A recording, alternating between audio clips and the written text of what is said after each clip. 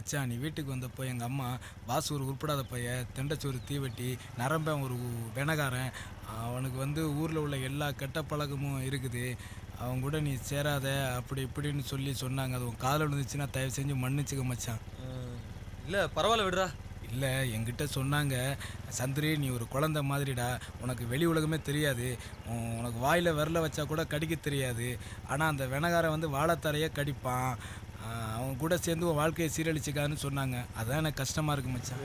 ஒன்றும் பிரச்சனை இல்லை, ஃபீல் பண்ணிக்காதடா, ஃப்ரீயாக விட்றா. இல்லை மச்சான், உன் கூட சேரவே கூடாதுன்னு செருப்பால் அடிக்காத குறையா சொன்னாங்க. எக்ஸ்ட்ரா 2-3 தப்பான வார்த்தைகள் கூட சொன்னாங்கடா.